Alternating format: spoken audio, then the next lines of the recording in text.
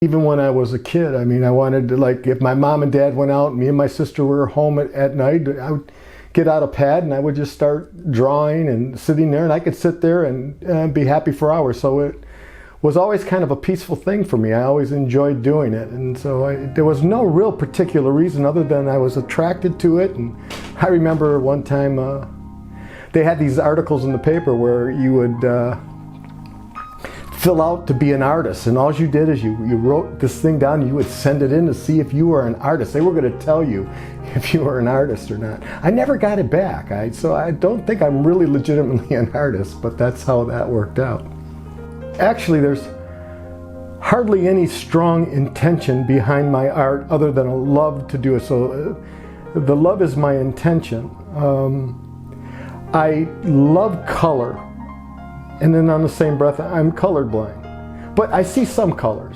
It's not like I'm totally, but the colors to me, like if you ever look at my work, some of my faces and stuff, they don't have flesh tones. I don't see that as far as when I do it. I see just colors of faces because to me each face has an experience, an expression, something they had, a story behind their expression. And I've always been fascinated by that, and so you know, some of my journey in the world of cancer and the world of things, I saw some eyes and predicaments that always stayed with me. So I have a lot of work that does reflect that.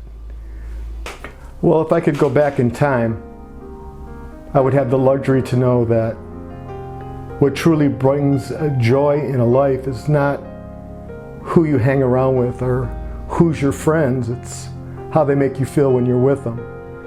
And when I was with people in the band and people in theater and people with music and people that did art, I never felt better.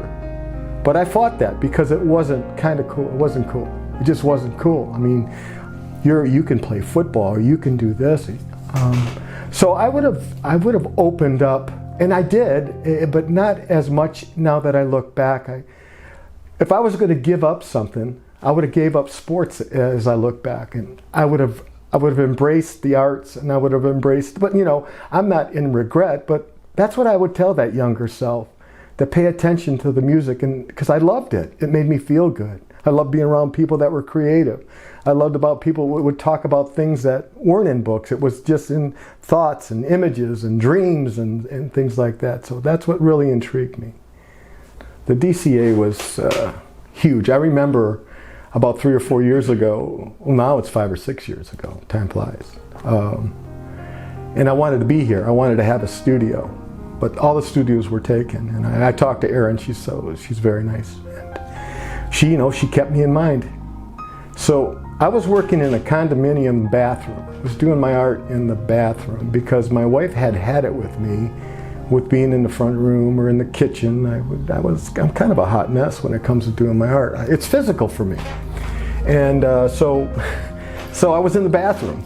So Erin calls me, I mean, just really truly out of the blue. I hadn't talked with her in a long time. She says, there's a studio that's available, and I don't know who was more happier. I'm sure I was, but I know Nancy was really happy too. But that's how it began, and I started again rubbing up the people that are creative and people that like to talk about experience and try to put it on canvas or in music or in video or whatever, and I was right at home. I love this building, I really do. I think this building is just awesome, just awesome.